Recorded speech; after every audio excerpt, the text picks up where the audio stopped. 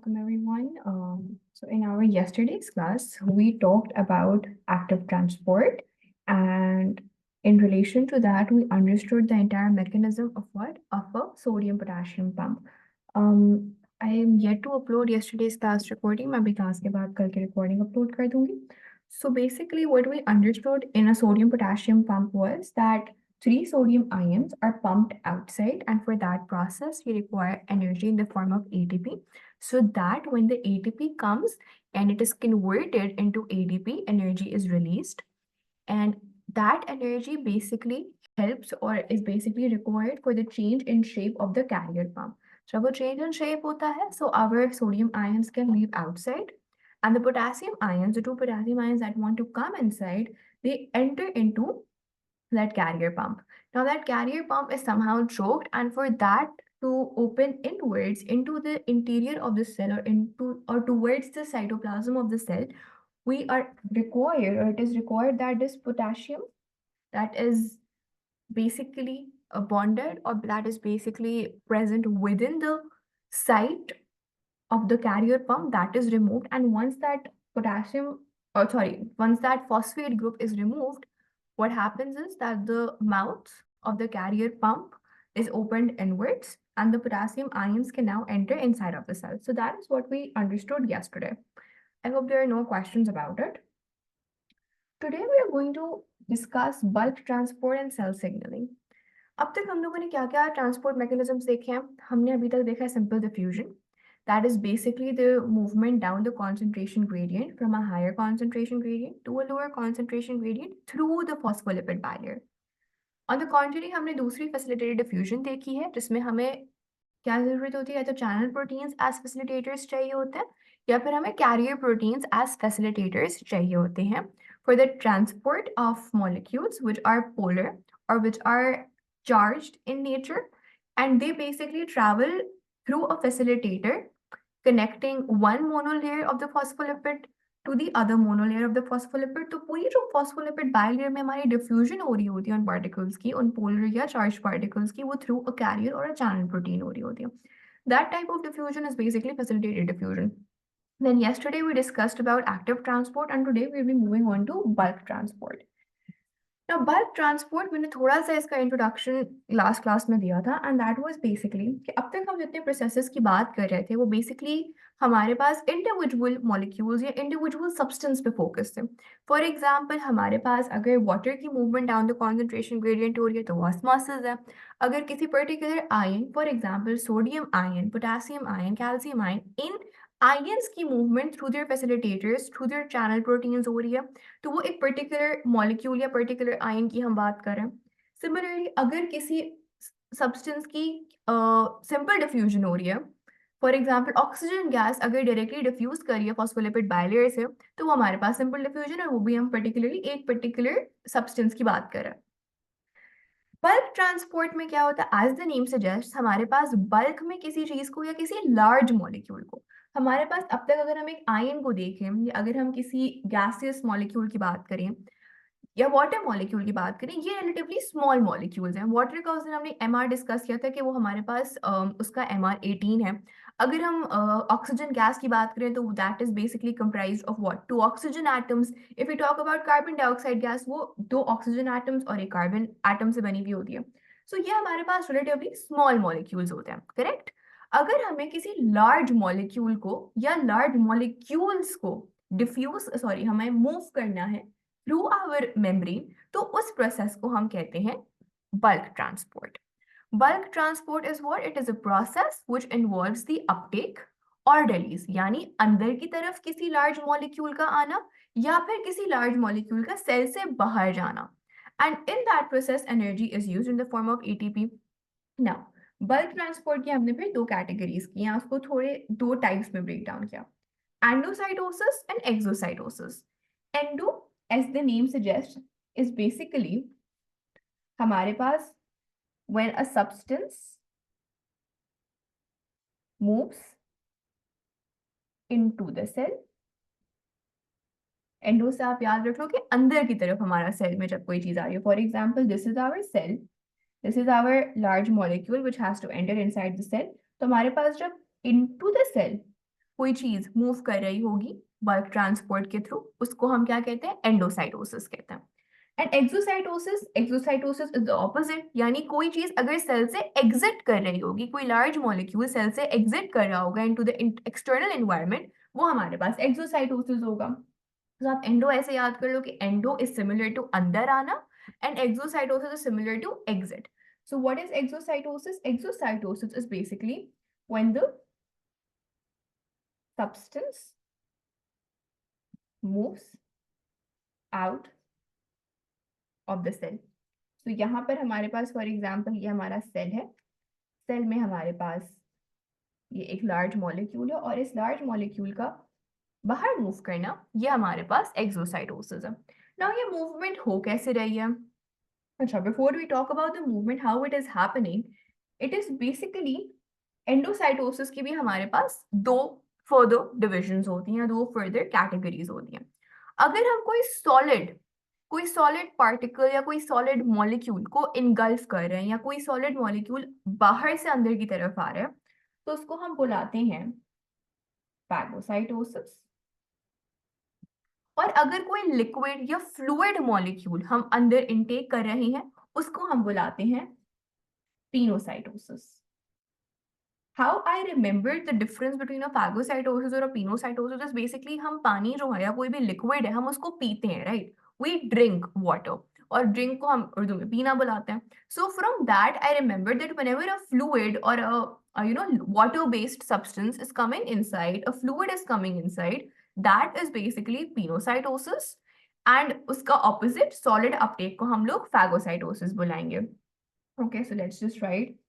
This is concerned with the uptake of a solid particle, and this is concerned with the uptake of what? A soluble fluid. Okay. Any questions so far? कोई चीज जो समझ नहीं आई हो अभी तक? Pretty simple, right? Okay. Now, moving on. हमारे पास ये मूवमेंट या हमारे पास किस तरह से बल्क ट्रांसपोर्ट हो कैसे रहा है थ्रू द मेम्ब्रेन, राइट? हमारे पास क्या ये through the semi permeable layer pass कर रही हैं चीजें, या कोई फैसिलिटेटर इन्वॉल्व्ड है, कोई पंप इन्वॉल्व्ड है, व्हाट इज हैपनिंग? अच्छा, bulk transport is basically an active process. Why? Because इसमें एनर्जी रिक्वायर्ड होती है। So any process which requires energy is what? It's your active process. सो हमारे पास अब क्वेश्चन ये, हाउ इज दिस मूवमेंट और how is this transport mechanism progressing? तो बेसिकली हमारे पास अगर हम बात करें एंडोसाइटोसिस की, सो होता ये है दैट फॉर एग्जाम्पल हमारे पास ये एक सॉलिड स्पीशी है, ठीक है? ये हमारे पास सॉलिड स्पीशी है, या हम इसको थोड़ा सा बड़ा भी ड्रॉ कर लेते हैं। हमारे पास कोई सॉलिड स्पीशी है, this solid species wants to come inside the cell. तो होगा क्या कि हमारे पास दिस वुड कम नियर, ठीक है? अब ये मेम्ब्रेन पर आ गई है। तो मेम्ब्रेन क्या करेगा? हमारे पास मेम्ब्रेन जो है उसकी इनवर्ड फोल्डिंग हो जाएगी। And what do I mean by the inward folding? Late me just draw it. हमारे पास ये जो मेम्ब्रेन थी इसकी इनवर्ड फोल्डिंग हो जाएगी, यानी पहले ये इस तरह से थी, राइट? अब क्या होगा, ये जो ये वाला रीजन था जो मैंने अभी रिमूव किया है वो बिल्कुल सर्कुलर था, सर्कुलर सर्कमफेरेंस पे था, राइट? ये जो चीज है, ये जो पार्टिकल है, ये इस मेम्ब्रेन के इस हिस्से को जहां से भी, फॉर एग्जांपल वो यहाँ से अगर एंटर करा था तो इस वाले रीजन को, जिस भी रीजन से वो एंटर कर रहा है वो उस रीजन तक आएगा, करेक्ट? और फिर वो क्या करेगा, वो इसको इनवर्ड्स पुश करेगा, मेम्ब्रेन का जो ये हिस्सा है उसको इनवर्ड पुश करेगा। So as a result of that inward push what would happen is कि हमारे पास ये जो मेम्ब्रेन है ये ऐसे इनवर्ड पुश हो जाएगी, correct? Let me just bring it closer. ये इनवर्ड पुश हो जाएगी, राइट? वो उसको इनवर्ड, ये जो पार्टिकल है, ये सॉलिड पार्टिकल मेम्ब्रेन को इनवर्ड उस वक्त तक पुश करता रहेगा जब तक एक पूरा मेम्ब्रेन का जो हिस्सा है, फॉर एग्जाम्पल ये थोड़ा सा और इसको पुश करेगा नीचे की तरफ, So something like this would occur. Let me just show it. Okay. So what happens is कि थोड़ा सा ये और पुश हो गया, राइट? अब जब ये और पुश हो गया, इसके पास और इसने जगह ऑक्यूपाई कर ली, फिर इसने थोड़ा सा और पुश किया इस मेम्ब्रेन को, राइट? जो इनवर्ट फोल्डिंग हो रही है मेम्ब्रेन की, इसने और पुश किया ताकि मेम्ब्रेन और फोल्ड हो। करते करते ये इनवर्ट फोल्डिंग तब तक होती रहेगी जब तक एक प्रॉपर सर्कुलर वेसिकल नहीं बन जाएगी। अब सर्कुलर वेसिकल जब बन गई तो जो ये वेसिकल है, this entire vesicle would pinch of from the membrane. इस तरह से जब एक हमारे पास सर्कुलर वेसिकल कंप्लीट हो गई, फोल्ड होते होते होते एक वेसिकल, एक मेम्ब्रेन बाउंड सी चीज हमारी बन गई, सो व्हाट हैपेंस इज कि हमारे पास ये जो वेसिकल है ये अंदर की तरफ आ जाएगी। Just a minute. So what would happen is that our vesicle would then pinch off from the membrane, enters inside, और हमारे पास जो मेम्ब्रेन है वो फिर कंप्लीट हो जाएगी, और इस तरह से inward folding of the cell membrane के थ्रू हमारे पास जो ये सॉलिड पार्टिकल है वो अंदर आ गया। So we can say this is a membrane bound vesicle. Why? क्योंकि हमारे पास जो फॉस्फोलिपिड बाइलेयर है या जो हमारे पास सेल सरफेस मेम्ब्रेन है, वो सॉलिड पार्टिकल पहले सेल सरफेस मेम्ब्रेन से अटैच हुआ, और उसके बाद उसने क्या किया, उसने इनवर्ट फोल्डिंग करवाई सेल सरफेस मेम्ब्रेन की। कब तक वो इनवर्ट फोल्डिंग होती है? जब तक एक वेसिकल फॉर्म ना हो गया, मेम्ब्रेन बाउंड वेसिकल। क्यों? क्योंकि हमारे पास जो ये वेसिकल है इसके इर्द गिर्द क्या है, इसकी बाउंड्री क्या है? इसकी बाउंड्री बेसिकली हमारे पास एक मेम्ब्रेन है। क्यों? क्योंकि एक मेम्ब्रेन का ही इनवर्ट फोल्ड हुआ, और वो जब तक सर्कुलर फोल्ड या एक वेसिकल कंप्लीट ना हो गया, हमारे पास वो फोल्डिंग होती रही। once the vesicle is complete, that membrane bound vesicle can now enter into the cell, और इस तरह से इस पूरे प्रोसेस को हम लोग कहते हैं endocytosis. And because this was a solid particle that was being uptook inside the cell, इसको हम क्या कहेंगे? इसको हम कहेंगे phagocytosis. अच्छा, अब जो ये हमारे पास वेसिकल बनी है as a result of endocytosis और as a result of phagocytosis, तो इस वेसिकल को हम या तो एंडोसिटिक वेसिकल कहेंगे, या फिर बिकॉज वी नो कि एक सॉलिड पार्टिकल इनगल्फ हुआ है, एक सॉलिड पार्टिकल जब इनगल्फ होता है तो वो प्रोसेस हमारे पास फैगोसाइटोसिस होता है। तो अगर तो हमें पता है कि फैगोसाइटोसिस हुआ है, तो फिर इस वेसिकल को हम कह सकते हैं फैगोसोम। Phagosome कब कहेंगे? When it is what? When it is a solid particle being engulfed, ठीक है, as a result of phagocytosis। जो एंडोसिटिक वेसिकल बनती है, उस एंडोसिटिक वेसिकल का स्पेशलाइज्ड नाम या उसका एक टर्मिनोलॉजी जो है वो फैगोसोम है। Is it clear so far? Any questions?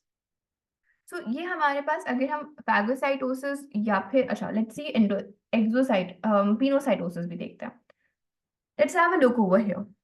ठीक है, आपके पास ये डायग्राम आपको नजर आ रही है आपकी स्क्रीन पे। अब हमारे पास एंडोसाइटोसिस की दो क्या कहते हैं एग्जाम्पल्स हैं, या दो कैटेगरीज हैं, फैगोसाइटोसिस एंड पिनोसाइटोसिस। फैगोसाइटोसिस में हमें पता है कि हमारे पास सॉलिड पार्टिकल इनगल्फ हो रहा होता है। Now look at it. आप बहुत क्लियरली देख सकते हो कि हमारे पास किस तरह से पहले ये जो प्लाज्मा मेम्ब्रेन होगी वो इस तरह की आराम से एक होगी, करेक्ट? अब ये सॉलिड पार्टिकल जैसे आए तो इसने क्या, देखो हमारे पास ये जो मेम्ब्रेन है ये फोल्ड होना शुरू हो गई।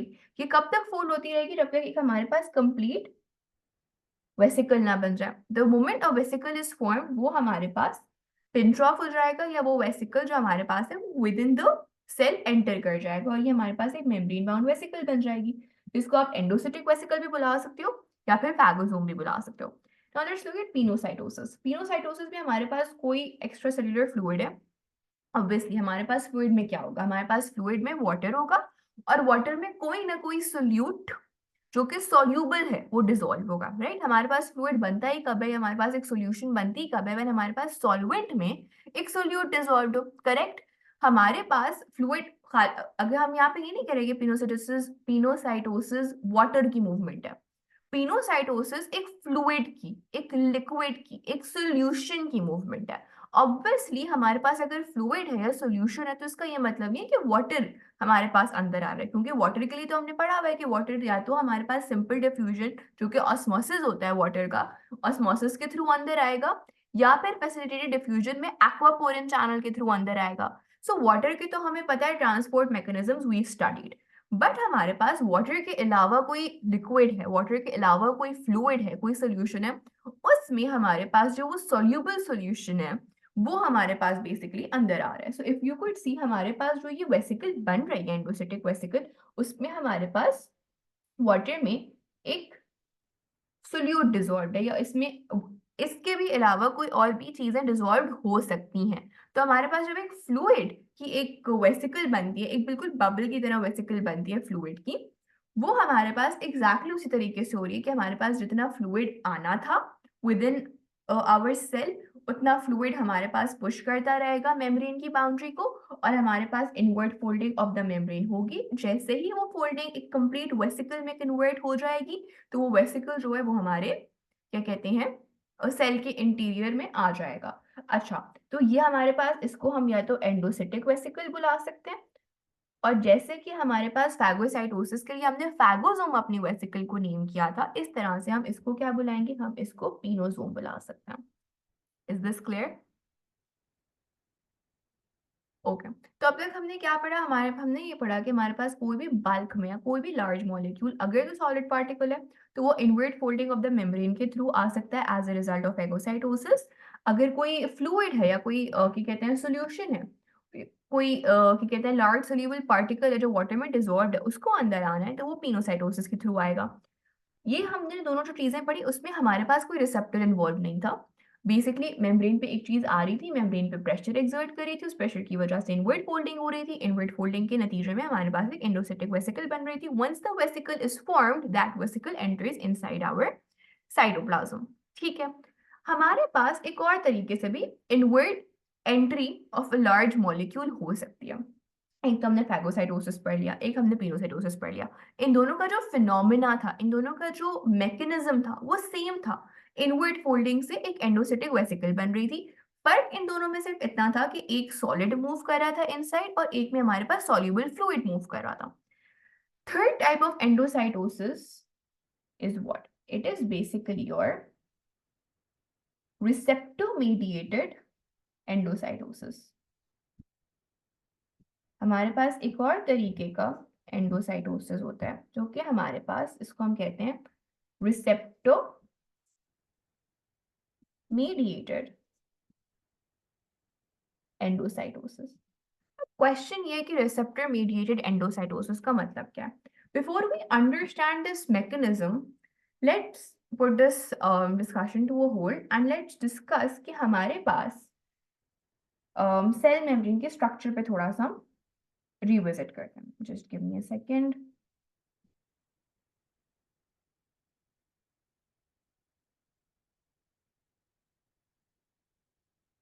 ओके, तो हमारे पास we know that there are certain phospholipids जिनके ऊपर एक कार्बोहाइड्रेट चेन आकर अटैच कर जाती है, और ऐसे फॉस्फोलिपिड्स को हम लोग ग्लाइकोलिपिड्स बुलाते हैं। And then we have glycoproteins, जो हमारे पास मेम्ब्रेन प्रोटीन्स हैं, उन पे अगर कोई फैटी सॉरी उन पे अगर कार्बोहाइड्रेट चेन आकर बाइंड कर जाए, अटैच हो जाए, उनको हम क्या बुलाते हैं? ग्लाइकोप्रोटीन्स बुलाते हैं। एक दफा हम पिक्चर भी देख लेते हैं। सो यू सी, हमारे पास कार्बोहाइड्रेट चेन सारे फॉस्फोलिपिड मॉलिक्यूल से अटैच नहीं है, कुछ फॉस्फोलिपिड मॉलिक्यूल से अटैच होती है, जिसको हम क्या बुलाते हैं? ग्लाइकोलिपिड। और सारे मेम्ब्रेन प्रोटीन पे हमारे पास ये कार्बोहाइड्रेट चेन अटैच नहीं है, कुछ मेम्ब्रेन प्रोटीन्स पर अटैच्ड है, और ऐसे मेम्ब्रेन प्रोटीन्स को हम बुलाते हैं ग्लाइकोप्रोटीन। नाउ लेट्स अंडरस्टैंड कि हमारे पास ये जो ग्लाइकोलिपिड या ग्लाइकोप्रोटीन है, वो क्या पर्पस सर्व कर रहा है, उनका क्या रोल है। तो बेसिकली हमारे पास जो कार्बोहाइड्रेट चेन्स होते हैं वो बेसिकली क्या है? हमारे पास कार्बोहाइड्रेट्स मेजॉरिटी जो होते हैं वो हमारे पास शुगर्स होती हैं, correct? Now first and foremost हमारे पास जो ये चेन्स होती हैं, ये chain for example let's draw a certain structure. एक चेन फॉर एग्जांपल, उसकी चेन का जो स्ट्रक्चर है या उसकी शेप है वो ऐसी है। देन हमारे पास एक चेन है, उसका स्ट्रक्चर कुछ ऐसा है, वो इस तरह से आकर अटैच हुई है। नाउ कैन यू सी कि हमारे पास जो कार्बोहाइड्रेट चेन्स हैं वो अपनी ही क्या कहते हैं डिफरेंट ओरिएंटेशन या डिफरेंट शेप पर आकर बन सकती हैं, और फिर वो चेन उसी तरह से हमारे प्रोटीन या हमारे फॉस्फोलिपिड पर अटैच हो सकती हैं। सो इट इज पॉसिबल कि हमारे पास जो ये कार्बोहाइड्रेट चेन्स है उनकी ओरिएंटेशन, उनकी शेप वो डिफरेंट हो, करेक्ट। तो होता क्या है कि हमारे पास जो ये ग्लाइकोलिपिड्स और ग्लाइकोप्रोटीन्स हैं, they act as receptors for hormones and neurotransmitters. इसको हम इस तरह से अंडरस्टैंड करते हैं कि जैसे हमने बात की थी एंजाइम्स में हमने कहा था कि हमारे पास जो एंजाइम होती है that is specific for it substrate, why, because जो एक्टिव साइट होता है उसका एक स्पेसिफिक और complementary shape to its substrate molecule होता है। उसी तरह से हमारे पास सेल्स में जो ग्लाइकोलिपिड्स और ग्लाइकोप्रोटीन्स होते हैं उनमें बेसिकली क्या अटैच्ड है, कार्बोहाइड्रेट चेन अटैच्ड है। This carbohydrate chain can act as a receptor for hormones and neurotransmitters. Hormones हमारे पास बेसिकली या न्यूरोट्रांसमीटर्स हमारे पास बेसिकली हम इनको कहते हैं कि हमारे पास केमिकल्स हैं। हॉर्मोन्स भी हमारे पास केमिकल्स हैं, न्यूरोट्रांसमीटर भी हमारे पास केमिकल है, right, it's a chemical molecule. तो हमारे पास दोनों केमिकल मॉलिक्यूल्स हैं और हर हार्मोन हर सेल पे जाकर नहीं अटैच होता। फॉर एग्जाम्पल, आप लोगों ने अपने ओ लेवल्स में एक हार्मोन पढ़ा होगा एक्सक्रीशन के चैप्टर में, anti diuretic hormone. Anti diuretic hormone की शॉर्ट फॉर्म होती है एडीएचडी। तो एंटी डायूरेटिक हार्मोन जो है वो आपकी किडनीज के जो नेफ्रॉन्स है उसकी कलेक्टिंग डक्ट पे जाकर एक्ट करता है। सो एडीएच मेरे लिवर सेल्स पर एक्ट नहीं करेगा, उनसे बाइंड नहीं होगा। मेरे हार्ट के सेल्स से, जो मेरे कार्डियक सेल्स हैं, उनसे आकर मेरा एडीएच बाइंड नहीं करेगा। एडीएच कहाँ पर जाके बाइंड करेगा, वो एक ऐसे सेल से बाइंड करेगा जिसका जो इसके ऊपर एडीएच का रिसेप्टर हो, करेक्ट। और वो उसको कैसे पता चलेगा कि उसका रिसेप्टर का है, वो हमारे पास बेसिकली जो ग्लाइकोलिपिड्स और ग्लाइकोप्रोटीन्स अटैच्ड हैं हमारे किडनी सेल्स के ऊपर या हमारे नेफ्रॉन्स के सेल के ऊपर, वो बेसिकली जाकर उनसे ही बाइंड करेगा और किसी सेल से वो बाइंड कर नहीं सकता। क्यों? क्योंकि उसकी स्पेसिफिक शेप या कॉम्प्लीमेंट्री शेप के हमारे पास और कहीं किसी और सेल पर रिसेप्टर नहीं होंगे, खाली नेफ्रॉन्स की कलेक्टिंग डक्ट के सेल्स पर होंगे, करेक्ट। सो हमारे पास जो ग्लाइकोलिपिड्स और ग्लाइकोप्रोटीन्स होते हैं, they act as receptors for hormones and neurotransmitters. So different cells have different receptors depending on their function, ठीक है। सेल सिग्नलिंग हम जस्ट इन अ वाइल पढ़ेंगे। सो बेसिकली जो रिसेप्टर्स होते हैं, जो ग्लाइकोलिपिड्स और ग्लाइकोप्रोटीन्स आपके रिसेप्टर्स बन जाते हैं, वो बेसिकली क्या करते हैं कि रिकग्नाइज करते हैं मैसेंजर मॉलिक्यूल्स को। जो हमारे मैसेंजर मॉलिक्यूल्स क्या, न्यूरोट्रांसमीटर्स। न्यूरोट्रांसमीटर्स बेसिकली हमारे पास इलेक्ट्रिकल इम्पल्सेस कैरी कर रहे होते हैं फॉर अ नर्वस रिस्पॉन्स। और हॉर्मोन्स क्या होते हैं, हॉर्मोन्स हमारे पास केमिकल मैसेंजर्स होते हैं जो क्या हमारे पास कैरी कर रहे होते हैं, वो बेसिकली हमारे पास केमिकल मैसेजेस कैरी कर रहे होते हैं। हॉर्मोन्स हमारे ब्लड स्ट्रीम में ट्रैवल करते हैं और न्यूरोट्रांसमीटर्स जो है वो बिटवीन न्यूरॉन्स ट्रैवल करता है। लेकिन दोनों में से दोनों का काम मैसेंजर का ही होता है, ठीक है। वो एक सेल से दूसरे सेल तक का एक मैसेज डिलीवर कर रहा होता है। सो हमारे पास जो मैसेज है, for example let's take an example कि आपने अपने लिए कोई ऑर्डर मंगवाया, सही है। Now you the shop from which you placed the order, वहां से आपका ये जो मैसेंजर है या जो आपका कोरियर वाला है वो लेकर निकला। So you're basically one cell is producing a message and that message has to be received by another cell. यानी जो शॉप है उसको आपके घर तक आपका पार्सल पहुंचाना है। That parcel is a message, ठीक है। या आप लेटर बोल दो, किसी ने आपको लेटर लिखा तो एक घर से दूसरे घर तक वो लेटर पहुंचना है, करेक्ट। अब हमारे पास जो हार्मोन या न्यूरोट्रांसमीटर है, let's imagine that as a courier, ठीक है, द कोरियर सर्विस। हमारे पास उस कोरियर सर्विस को कैसे पता चलेगा कि वो सही जगह पहुंचा है कि नहीं? उसके लिए you have a house address, right. House address आपका रिसेप्टर है। आपका जो हाउस एड्रेस है वो बेसिकली कंफर्म करेगा कि इस मैसेज को, इस लेटर को इसी घर डिलीवर होना है। और वो कैसे पता चलेगा? वो एड्रेस की जो प्लेट होगी उससे पता चलेगा।